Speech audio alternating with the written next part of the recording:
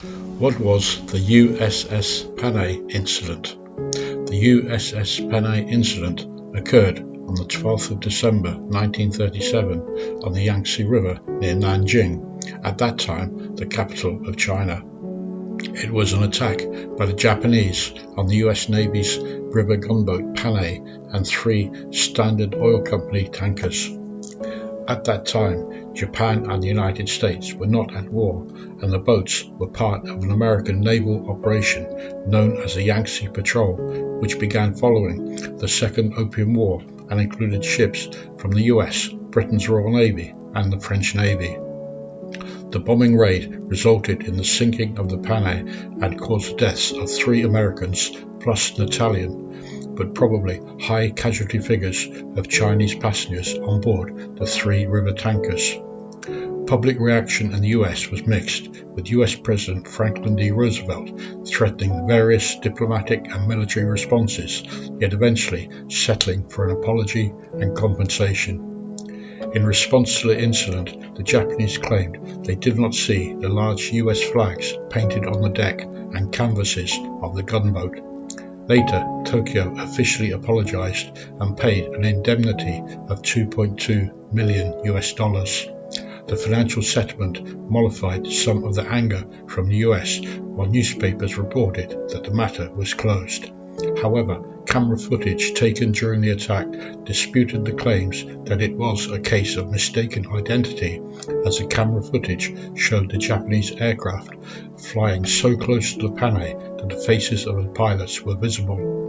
This provided ample potent evidence that the mistaken identity claim was simply not true.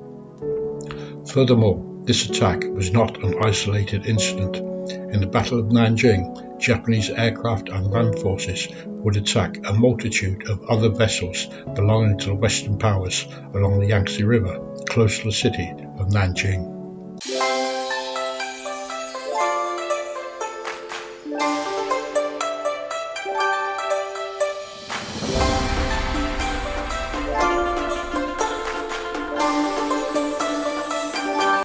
Background: USS Panay was a flat-bottomed craft built in Shanghai specifically for river duty and served as part of the US Navy's Yangtze Patrol in the Asiatic Fleet. The role of the ships was to patrol the Yangtze River and to provide protection for American lives and property in China. After the invasion of China in the summer of 1937, Japanese forces had fought their way to the city of Nanjing in early December. The Japanese then began a fierce attack on the city and the surrounding region. This result would culminate in the infamous massacre of hundreds of thousands of civilians and prisoners of war. Since November 1937, the Panay had been evacuating US citizens from the battle zone around the city. On the 11th of December, the Panay evacuated some of the last remaining Americans from the city, bringing to total number of people on board to 5 officers, 54 enlisted men, 4 staff from the US Embassy, and 10 civilians, including cameramen and newspaper reporters.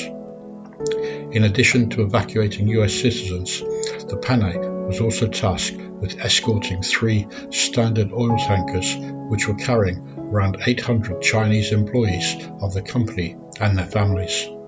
Attack on the USS Panay. On the morning of the 12th of December, Japanese air forces stationed close to Nanjing received information that Chinese army units were fleeing in 10 large steamers and an unknown number of junks, some 12 to 25 miles or 19 to 40 kilometers upstream from Nanjing.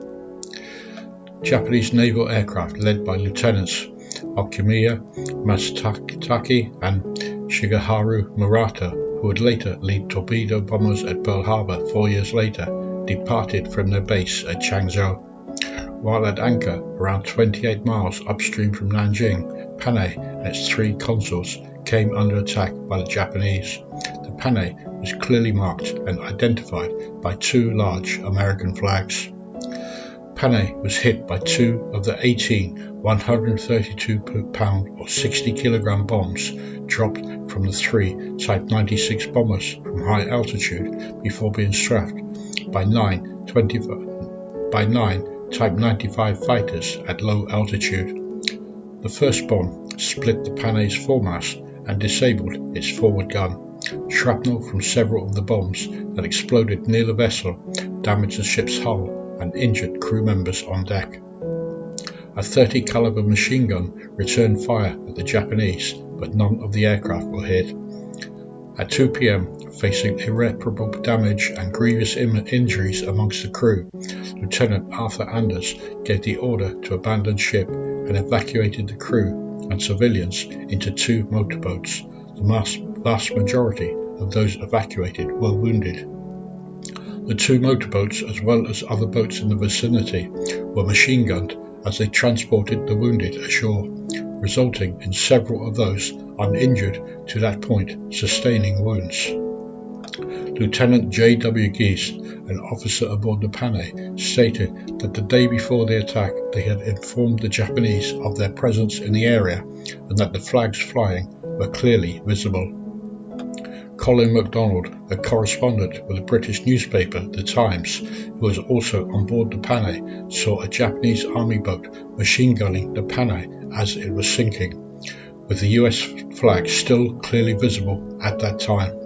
Japanese planes continued to circle overhead, forcing survivors to cower knee-deep in mud in a swamp. Panay's lifeboats were machine gunned by Japanese fighter planes, and as the ship was sinking, Japanese Colonel Kingoro Hashimoto ordered his artillery to fire on the Panay. Hashimoto would later order his soldiers to fire on British vessels whose identities were known to him. At 3:54 p.m, the Panay sank as a result of the attack. 4 deaths were reported, 2 crew members of the Panay, an American tanker captain and an Italian reporter. 43 sailors were wounded, along with 5 civilians. The 3 Standard oil tankers were also bombed and destroyed. The captain of May An and several of the Chinese civilian passengers were killed, although the actual number remains unknown, as there was no record taken of the passengers on board. 2 of 4 smaller Standard Oil Company boats also sank by Japanese attacks elsewhere. Those boats had been trying to evacuate families of employees from Nanjing during the Japanese attack on the city. 2 newsreel cameramen were on board the Panay during the attack, and they were able to film parts of the attack, including the Japanese aircraft on low-level strafing runs. After reaching shore, they filmed the sinking of the ship in the center of the river.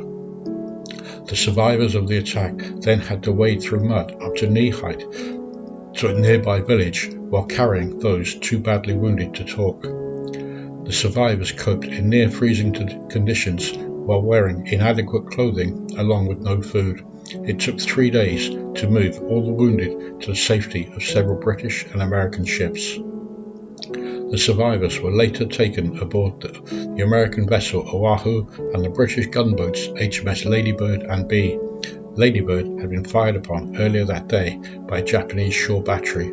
Additionally, the Japanese pilots that attacked the Panay also bombed the British vessel Wanton later that same day.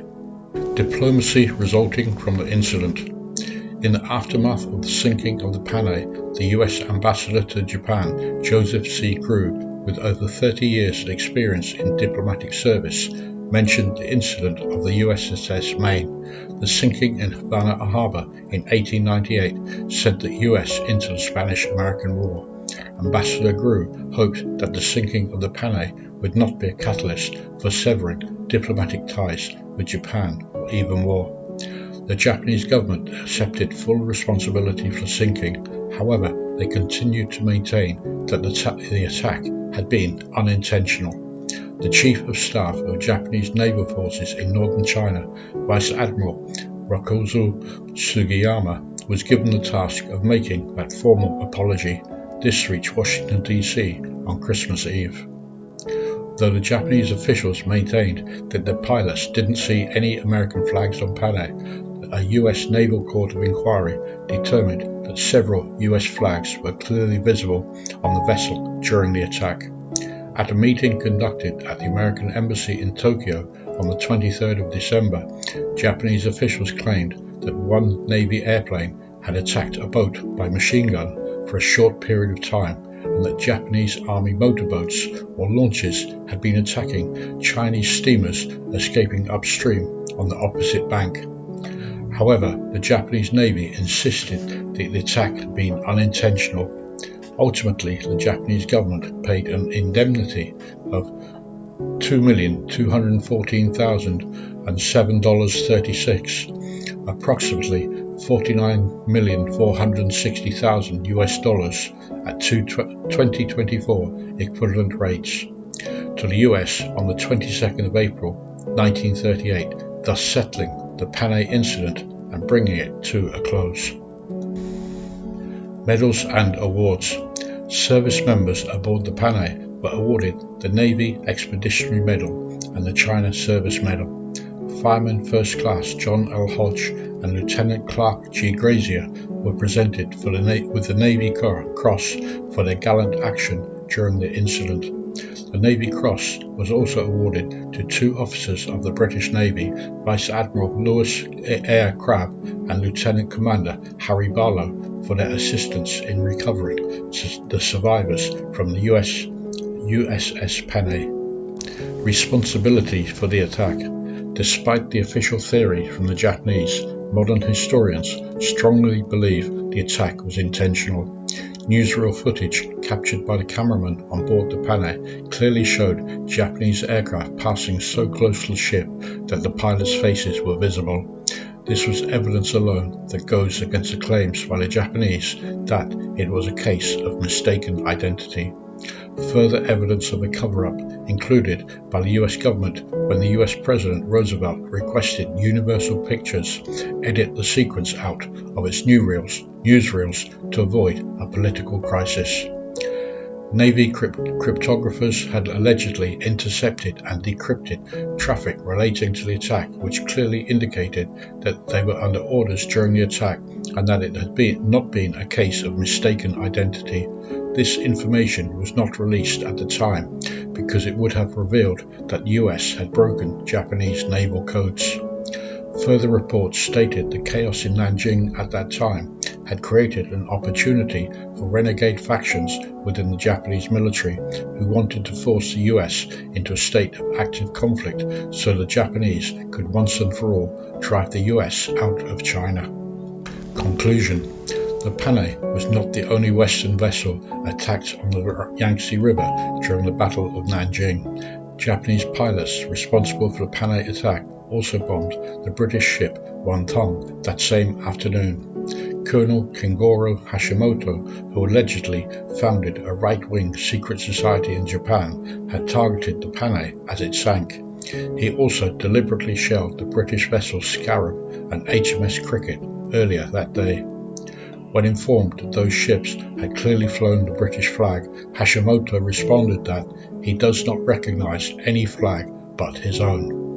Hashimoto had also given the soldiers under his command to fire on all ships on the Yangtze, regardless of their nationality.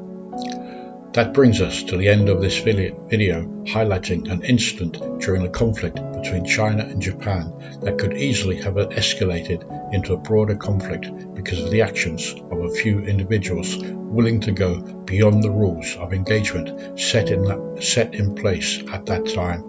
If you've enjoyed watching and shown you a little detail of life and events here in China, then your subscribing to my channel would mean a lot to me. Thank you for watching.